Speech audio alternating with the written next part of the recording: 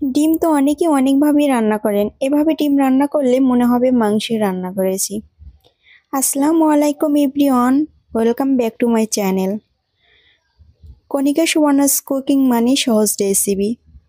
আজকে সহজ রেসিপি নিয়ে এসেছি। সহজভাবে মাংসের স্টাইলে ডিম রান্না করব। চলেন শুরু করি। দুটো পেঁয়াজ নিয়ে নিচ্ছি, আর বাটা ঝামেলা করতে চাচ্ছি না, তাই এভাবেই থেতলিয়ে নিচ্ছি। পেঁয়াজ এবং মরিচ দুইটাকে এভাবেই আমি থেতলিয়ে নিচ্ছি। এভাবে করে নেওয়ার পরে আরও কিছু উপকরণ এর সাথে নিয়ে নিচ্ছি লবণ, আদা বাটা, রসুন বাটা, হলুদের গুঁড়া, মরিচের গুঁড়া, ধনিয়া গুঁড়া দিয়ে কাঁটা চামচের সাহায্যে মাখিয়ে নিচ্ছি। এটা সুন্দর মতো মাখিয়ে নিয়ে পরে আমি এই ডিমগুলো একে একে ফেটে নিচ্ছি। একে একে 5টা ডিম আমি ফেটে নিচ্ছি। কাঁটা চামচের সাহায্যে সবগুলো ডিম এই উপকরণগুলোর সাথে মিশিয়ে নেব। যতক্ষণ না এই উপকরণগুলোর সাথে ডিমগুলো ভালোভাবে মিশিয়ে যাবে, ততক্ষণ আমি কাঁটা চামচের সাহায্যে ঘুরিয়ে ঘুরিয়ে মিশিয়ে নেব।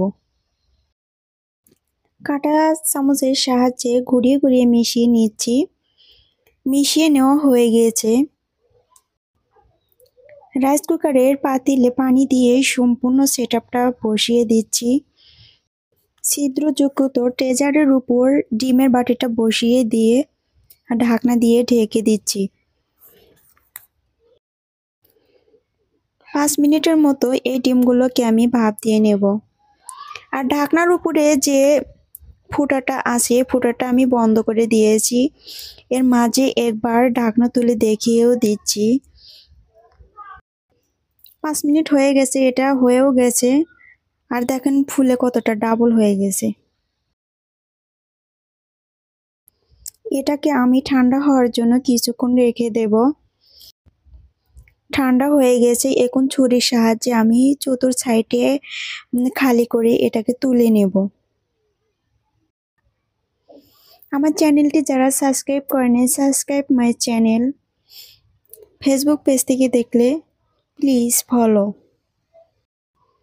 আশা করি আমার ভিডিওটি অবশ্যই ভালো লাগবে, আর একটা লাইক এবং সাবস্ক্রাইব করে যাবেন। ডিমগুলোকে বাটি থেকে নেমে এরকম মাংসের মতো করে টুকরো টুকরো করে কেটে নেব। টুকরা টুকরা করে কেটে নিচ্ছি। রান্না করলে ঠিক মাংসের মতোই হবে। এত সহজভাবে কেউ দেখায় না। আর কণিকা সুবর্ণাস কুকিং রেসিপি মানে সহজ রেসিপি। সুন্দরভাবে কেটে নেওয়া হয়ে গিয়েছে। এখন আমি এগুলোকে দ্বিতীয় ধাপে রান্না করব। দ্বিতীয় ধাপে রান্না শুরু করার জন্য আমি চুলাতে কড়াই বসিয়ে নিচ্ছি। কুচি করে কাটা কিছু পেঁয়াজ দিয়ে দিলাম। নাড়াচাড়া দিয়ে ভাজিয়ে নিচ্ছি। দিয়ে দিচ্ছি জিরা, আদা বাটা, রসুন বাটা দিয়ে নাড়াচাড়া দিয়ে নিচ্ছি।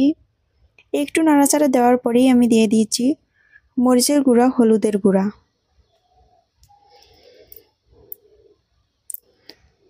এরপর আমি পানি দিয়ে দিচ্ছি। একটু হয়ে আসার পর দিয়ে দিচ্ছি লবণ, ধনিয়া গুঁড়া, জিরা গুঁড়া। এবার কিছুক্ষণ মশলাগুলো কষিয়ে নেব। মশলাগুলো কষানো হয়ে গেছে, ডিমগুলো নামিয়ে দেব। ডিমগুলো এই মশলাগুলোর সাথে কষিয়ে নেব। বেশি নাড়াচাড়া দেওয়া যাবে না, এতে ডিমগুলো ভেঙে যেতে পারে। হালকাভাবে নাড়াচাড়া দিয়ে আমি এই ডিমগুলোকে কষিয়ে নেব। বারে বারে ঘুরিয়ে ঘুরিয়ে এটাকে কষিয়ে নেব। আর এটা কষানোর মাঝে ডিমের আরও স্বাদ বাড়িয়ে যাবে। এ পর্যায়ে ডিমগুলো কষানো হয়ে গেছে। এবার আমি পানি দিয়ে দেব। পানি দিয়ে 3-4 মিনিট রান্না করে নিলে আমার ডিমটা হয়ে যাবে।